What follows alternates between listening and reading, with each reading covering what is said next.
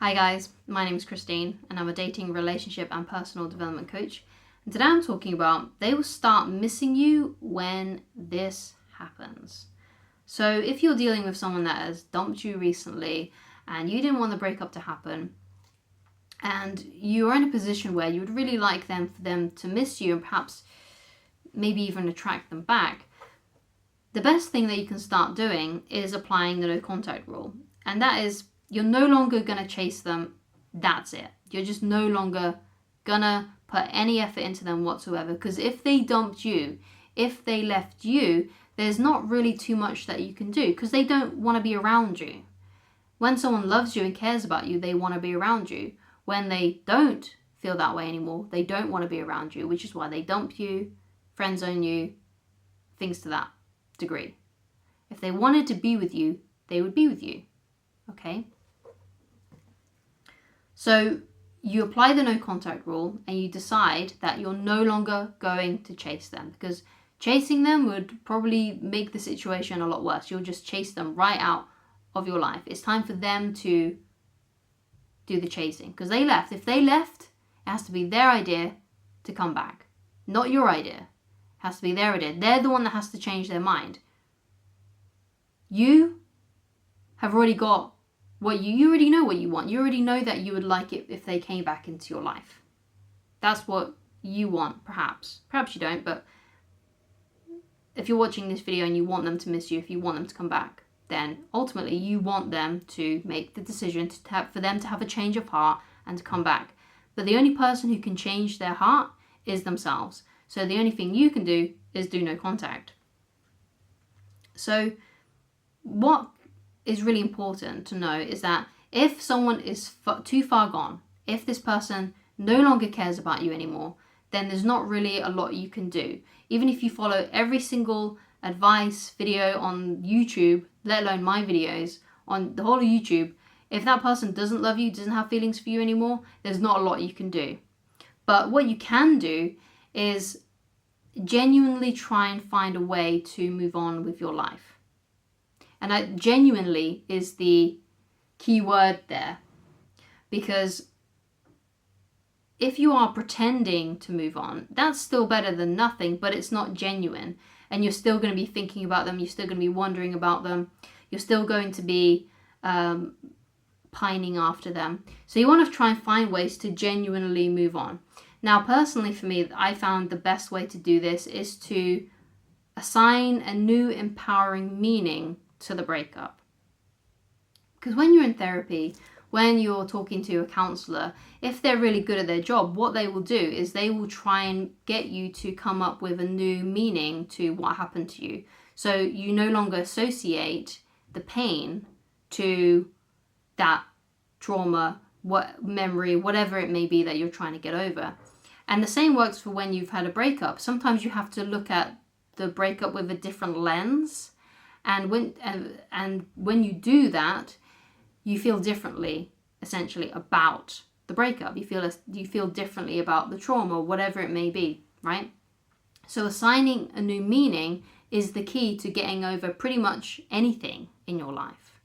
It doesn't always work because sometimes the trauma can be too deep and you do need a psychologist, especially like a psychotherapist, to really help you figure that kind of thing out. So if you are suffering with anything really chronically, then you need to speak to a medical professional, because I'm not a medical professional. I can't help you with that kind of thing if that's what's going on with you.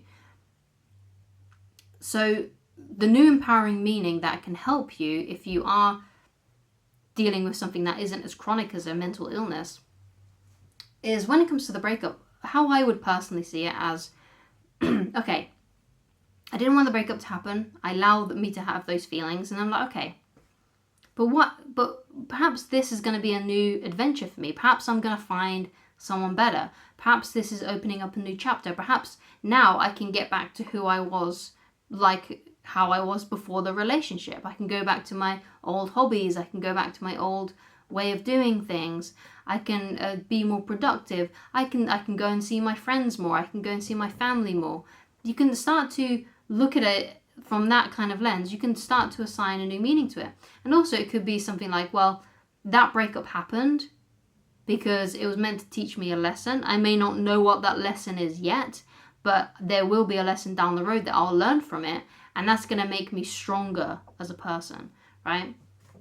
So it's always good to look and try and find something in there that can help you, can empower you, rather than disempowering you and make you feel crappy about yourself. Because let's be honest, when someone dumps us, we are not happy. That makes us feel really low. It really beats down our low it makes us have low self-esteem, and genuinely just doesn't make us feel great. So it's important then to try and find a new positive meaning that you can assign to it, so you don't feel as bad about it anymore. And what I would suggest you do is like get a piece of paper and a notebook and write down 10 ways how this breakup could actually benefit you, and that may help you feel a little bit less intense about it. But like I said, if you're going through a lot of trouble and it's really playing on your mind, then you'll probably need better help than what I can offer you, such as going to a psychotherapist or going to just having some kind of therapy in general. So another thing that can really help as well is to work on your dreams, try and create a great life for yourself. And I talk about this all the time in my videos, but it's so important that you're trying to make your dreams a reality. Now, it may be the case that you may not reach all of your dreams in your lifetime, because perhaps maybe you've got really big, audacious goals, right, that you'd really like to achieve, which is great. But you might as well be trying to make these things a reality, because like I usually say, you know, the time is going to pass anyway, so you might as well be trying to make a great life for yourself. There's no point sitting around and being idle and watching the clock go by, because when you tend to do that, you tend to worry about the future, you tend to worry about the past, you may even worry about the present too. When you're doing nothing and you're idle, things tend to play on your mind more. Whereas if you're making progress and you're lost in the process of taking action, you tend to feel a lot better about yourself, right? Because you've got your head down, you're working, you're doing stuff, you're busy, you're trying to make your dreams a reality, you're trying to make a better life for yourself, you're trying to create more happiness in your life. So I always think that's a really good way of doing things. Another thing that can help as well is if you've got some insecurities. So if there's some things that you feel quite insecure about, it's a good idea to try and work on those things. So let's say you haven't got great social skills. Let's say you have social anxiety.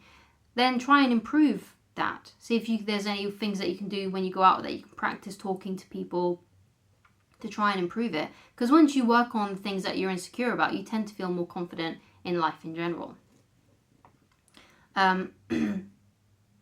So when you do all these things and you've sort of genuinely moved on and you're genuinely trying to make a better life for yourself, and you've let that person go, sometimes the ex can come back because the no contact rule has worked and your ex can come back.